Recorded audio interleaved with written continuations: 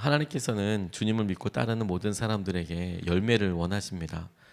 주님과 함께하고 주님을 의지하는 것을 통해서 하나님께서 약속하여 주신 대로 우리에게 그로 인한 열매, 결과들이 있을 것이다 라고 말씀하고 계시는데요.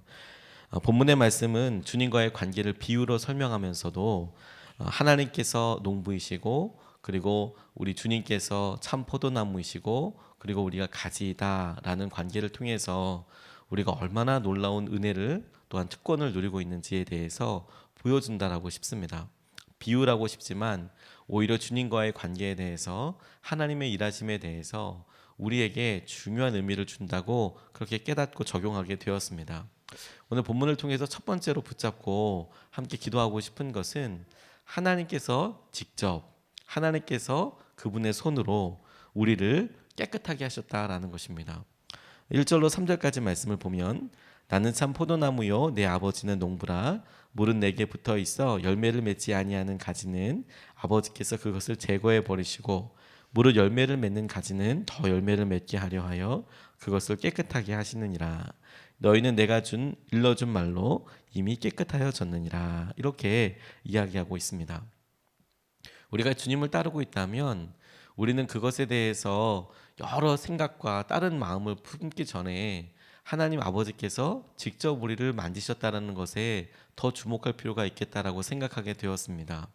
아버지께서 우리를 이렇게 손질하고 계시고 아버지께서 더 많은 열매를 위해서 가지치기를 하신다. 열매를 얻기 위해서 깨끗하게 하신다. 내가 그렇게 제거되는 것 아닌가 이렇게 질문할 것이 아니라 우리가 그렇게 주님께 깨끗하게 하시는 여러 과정들을 통하여서도 남아있는 가지인 거구나 이렇게 생각하게 되었습니다. 우리가 스스로 작고 연약한 믿음으로 인하여서 우리는 연약해, 우리는 아직도 많은 은혜가 필요해 라고 생각하는 면도 있지만 그럼에도 불구하고 주님께서 우리에게 놀라운 경륜과 과정을 통하여서 일하신 것들을 보면 하나님께서 우리와 함께 하시는 것이 틀림없고 하나님께서 그 손끝으로 그 재능과 그 능력으로 우리를 보호하고 계시는 것을 우리가 붙잡을 수 있겠다고 생각하게 되었습니다. 하나님께서 우리를 붙잡고 계시니까 우리의 연약함이나 우리의 여러 형편에 매여 있는 것이 아니라 하나님께서 일하시는 것에 우리가 보고 의지하는 것이 너무너무 중요하겠다는 생각을 하게 됐습니다. 한 번은 저희 집에 어떤 분께서 가위를 선물해 주셨어요. 뭐 가위가 다 똑같은 가위지라고 생각을 했는데 포장지가 다른 겁니다. 본인도 어디서 받으셨다고 살 수 있는 가위는 아니고 비매품 가위인데 몇 개가 생기셨다고 저희를 하나 주셨어요. 그런데 뭐 가위가 포장이 뭐 어마무시한 거죠. 그리고 뚜껑을 열어보니까 무슨 명장 뭐 이래가지고 가위더라고요. 가위가 무슨 명장이 만드나 싶어서 이렇게 보니까 무겁고 같기도 하고 이게 과연 참 다르다. 근데 가위는 똑같은 가위지. 그런데 오랫동안 써보니까 명장은 명장이구나 이런 생각을 하게 됐습니다. 비매품이어서 어떻게 구하는지는 잘 모르겠지만 누군가 잘 만드는 사람, 그 일을 아주 탁월하게 잘하는 사람의 이름이 걸려 있고 그 사람이 직접 손질을 했다는 것만으로도 그 가치와 어떤 할 수 있는 일들이 검증되고 드러나게 되더라. 어떤 사람이 뭔가 물건을 한번 만져도 그 사람의 명성에 따라서 그 사람의 능력에 따라서 엄청난 가치가 올라가게 되지 않습니까?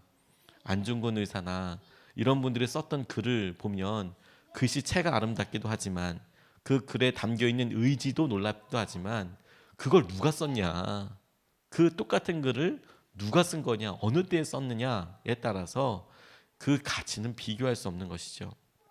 하나님께서 우리를 직접 당신께서 원하시는 열매를 위하여 다듬으셨다. 그래서 우리는 연약하다고 생각하고 있지만 하나님이신 은혜 가운데 우리가 놀라운 주의 마음을 누리고 있는 것이다. 여기에 주목해야 한다는 겁니다. 저는 기도를 하고 또 성령 집회를 이렇게 인도하고 그럴 때 안수 기도를 할 때 그 기도로 인하여서 그 마음으로 인하여서 하나님을 여러 번 의지할 수밖에 없는 때가 있었습니다. 한 번은 선한 목자교회에서 금요 성령 집회를 섬기고 그리고 기도를 이제 안수 기도를 하려고 하는데 그날 따라서 제 마음에 여러 제 연약함과 저의 죄와 저의 한계들이 생각이 나는 겁니다. 일부러라도 그렇게 생각하기 쉽지 않을 텐데 계속해서 그런 마음이 생각이 나고 떠오르니까 이게 안수하는 게 정말 맞을까? 내가 이렇게 이런 모습으로 살고 있는데 사람들에게 주님의 이름으로 내가 축복하고 치유를 선포하는 게 맞는 걸까? 이런 생각이 제 스스로 아주 험하게 들 때가 있었습니다. 이제 곧 안수는 해야 하는데 사람들은 지금 기도하기 시작하는데 너무 마음이 어렵고 힘들고 그런 생각이 제게 들었습니다. 할 수만 있으면 도망가고 싶다 하는 마음이 들 정도로. 그런데 그 시간에 그래도 하나님께 제 마음을 드리고, 하나님, 제 마음이 지금 이렇습니다. 어떻게 해야 할까요? 그렇게 기도하는데 주님께서 제 마음에 질문해 오시는 것 같았습니다. 저에게 이렇게 질문하셨습니다. 네가 너 스스로 정결하고 깨끗해 본 적은 있느냐? 네가 지금 힘들고 어렵다라고 이야기하는데 그러면 네가 너 스스로 깨어 있어서 조심해서 그러면 정결해 본 적은 한 번이라도 있느냐? 이런 질문을 제게 하시는 것 같아서 과연 생각해 보니까 제가 영적으로나 제 삶에 있어서 최고의 정점이라고 생각할 수 있는, 피크라고 생각할 수 있는 때도 여전히 제 삶에는 연약함이 있었고 여전히 제 삶에는 부족한 부분이 있었지만 주님께서 은혜로 저를 붙들어 주시고 저의 삶을 사용하여 주셔서 그런 순간에도 제 연약함이 드러나지 않고 주님의 은혜가 드러나서 제 삶을 주님의 뜻대로 써 오셨다라는 것에 대해서 인정할 수밖에 없게 해 주시더라고요. 그런데 그게 능력이라는 것을 알았습니다. 하나님의 손길이 함께하고 계시니까 하나님께서 우리를 당신의 열매와 당신의 목적을 위해서 다듬어 주셨대요. 깨끗하게 손질하여 주셨대요. 그러니까 우리는 더럽습니다. 우리는 안 됩니다. 라고 우리 스스로의 연약함을 볼 게 아니라 하나님은 위대하십니다. 하나님은 선하십니다. 하나님은 이런 우리를 통해서 열매를 맺으실 것입니다. 신실하신 그리고 농부이신 하나님을 의지하고 그분의 손끝에 우리의 삶을 드리는 것이 하나님을 믿고 예수님을 따르는 사람들이 누리는 놀라운 은혜이고 특권이라고 생각하게 되었습니다.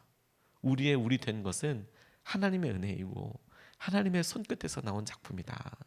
이것이 우리 가운데 놀라운 축복이자 은혜가 되게 하시는 줄로 믿습니다. 두 번째로 주목하게 된 것은 우리를 통해서 열매를 맺으신다라는 사실입니다. 5절 말씀을 보니까 나는 포도나무요 너희는 가지라. 그가 내 안에 내가 그 안에 거하면 사람이 열매를 많이 맺나니 나를 떠나서는 너희가 아무것도 할 수 없음이라. 이렇게 이야기하고 있습니다. 천지 창조를 하시고 전능하신 하나님께서 당신의 열매를 맺으실 때 우리를 사용하신다라는 것이죠. 많은 열매를 맺는다라고 얘기할 때 많은 애 주목하면서 이렇게 말씀을 읽다가 하나님께서 열매를 맺으시는데 우리를 그 생명의 통로로, 가지로, 수단으로, 과정으로 삼으신다는 것이 제게 너무 놀라운 은혜라는 생각이 들었습니다. 무에서 유를 창조하시는 분인데 주님께서 무에서 얼마든지 유로 계속해서 만들어 가실 수 있음에도 불구하고 여전히 한계가 있는 우리의 연약함을 통해서라도 내가 열매를 맺겠다 하는 것이 약속인 것이죠. 하나님께서 예수님을 통해서 이 땅에 십자가의 그 놀라운 능력으로 단 1회적인 영원한 승리를 취하셨다면 그 예수님께서는 우리들을 통하여 끊임없이 날마다 주님을 사랑하고 순종하는 것을 통해서 날마다 지속적으로 그리고 점진적으로 주님께서 이 땅을 하나님의 나라로 만들기 위한 승리들을 행하게 하실 것이다. 그 열매를 맺게 하는데 우리를 사용하고 계시는 것이다. 그러니까 하나님께서 당신의 일을 이루시기 위한 통로로, 그 생명의 통로로 우리를 써주신다고 생각하니까 그게 주님께 얼마나 소중한 의미인지 우리가 붙잡을 수 있겠다라는 생각을 하게 되었습니다. 내가 이 땅을 당신의 뜻과 의지대로 만드는데 네가 꼭 필요해, 이렇게 말씀하시는 거니까 너를 사용할 거야 라고 말씀하고 계시니까 하나님께는 우리가 이 땅에 하나님의 뜻이 이루어지기 위한 뺄 수 없는, 제거할 수 없는 굉장히 중요한 기준이고 요건이겠다, 그렇게 생각하고 하나님께 감사하게 되었습니다. 주님을 떠나서는 아무것도 할 수 없지만 우리가 주님 안에 있으면 놀라운 은혜와 마음을 경험하게 될 것이다. 김요셉 목사님은 수원에 있는 기독교 중학교 고등학교의 교장 선생님이기도 하시지만 김장환 목사님이라는 분의 아들이기도 하십니다. 근데 이 김장환 목사님이라는 분은 정말 두메 산골에서 뭐 공부도 제대로 할 수 없을 만큼의 어려운 형편으로 사시다가 당시에 한국에 주둔하고 있었던 미군 그리고 미군의 막사에서 뭐 땔감도 떼우고 청소도 하고 모포도 말리고 구두도 닦아놓고 하우스보이라고 하는 그런 것을 우연히 시작하게 되었습니다. 그때 만났던 분이 칼 파워스라는 그런 분이었는데 이분은 공부 열심히 하다가 자기의 어떤 등록금을 벌기 위해서 한국군에 참전해서 한국에 주둔하고 있었던 그런 때였습니다. 그런데 우연히 만나게 된 그 소년을 보고 뭐 잔심부름 몇 가지 시켰더니 책임감을 가지고 열심히 하는 걸 봐서 너 내일도 와라. 너 내일도 와서 이것 좀 이렇게 도와라.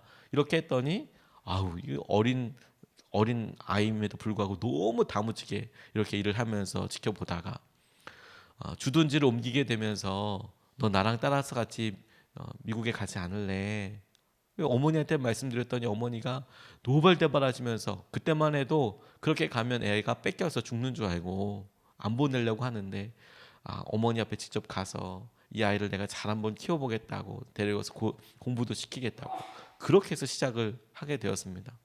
그래서 김장환이라는 그런 어린 소년이 빌리라는 이름을 가지고 미국에 가서 공부도 하고 그곳에서 하나님을 만나고 하나님께서 하나님의 일을 위하여 놀라운 일을 쓰시기 위해서 목회자도 만드시고 돌아와서 우리나라 방송을 하는 데 있어서도 선교를 하는 데 있어서도 침례교회에 있어서 참 대단히 귀한 일을 하셨을 뿐만 아니라 한국 교회에서도 어른으로서 일을 참 많이 하셨습니다.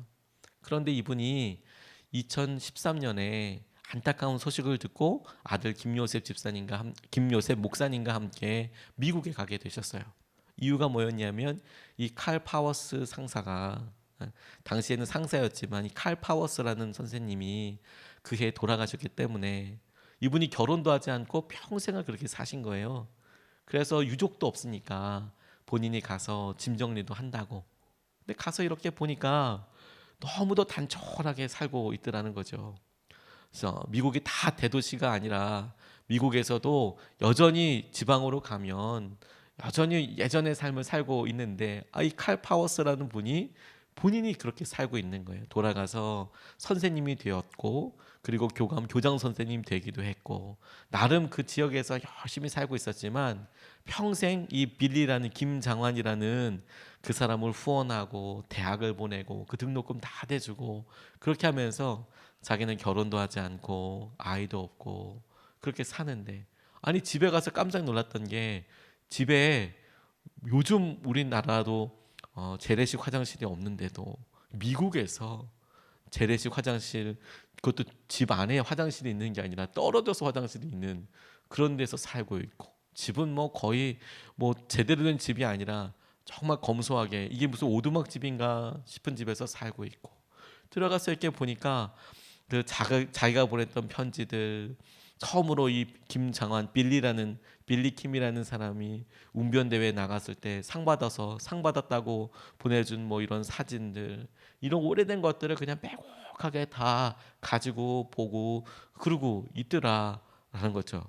그래서 김요셉 목사님도 아버지의 은인이기도 하고 본인에게 있어서도 굉장히 의미 있는 분이셔서 이렇게 보니까 자기들이 와서 보냈던 편지들 자기 학교 출신의 학생들이 이 칼 파워스라는 분한테 감사의 편지 보냈던 거 이렇게 소중하게 모여 있는 것을 보고 너무 마음이 뭉클했더라. 더 연락 자주 할 걸.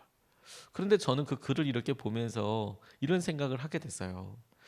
칼 파워스라는 분이 시골에서 아무도 알지 못하고 그의 죽음을 그 동네에서조차도 잘 인지하지 못하고 그냥 나이 들어서 노안으로 돌아가셨구나 이런 정도만 생각할지 몰라도 한국이란 나라에 아주 유명한 목사님뿐만 아니라 그분과 관계되는 많은 사람들이 너무도 감사하고 그 많은 열매를 맺게 되는 중요한 통로가 되었구나.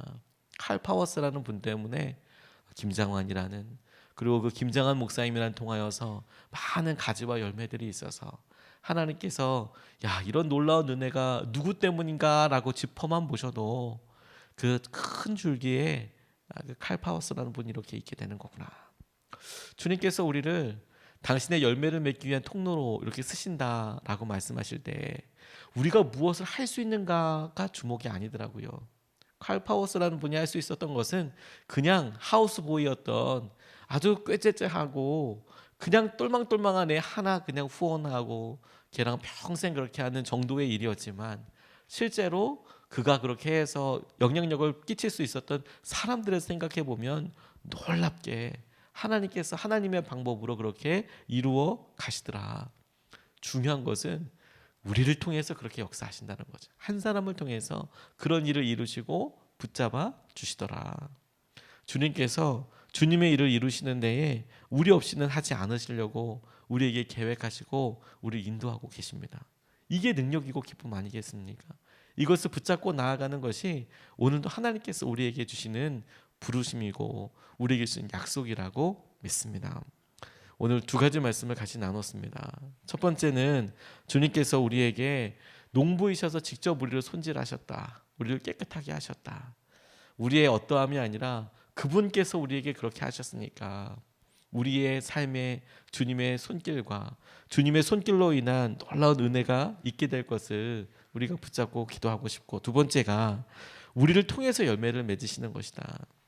주님께서 그 많은 일을, 놀라운 일을 이루실 때에 우리를 선하게 쓰실 것이다.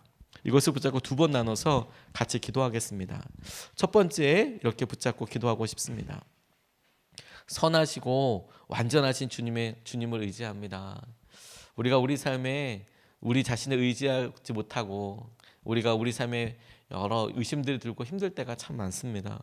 근데 주님, 우리 연약함에도 불구하고 주님은 선하시고 주님은 완전하시니 우리가 주님만 의지합니다. 주님께 생하시는 것을 보게 하여 주시고 알게 하여 주십시오. 아버지 하나님께서 우리 가운데 선하신 뜻을 이루어 주시고 완전하신 주님께서 우리 가운데 당신의 영광을 드러내 주시옵소서. 이 시간에 같이 먼저 첫 번째로 기도하시겠습니다. 아버지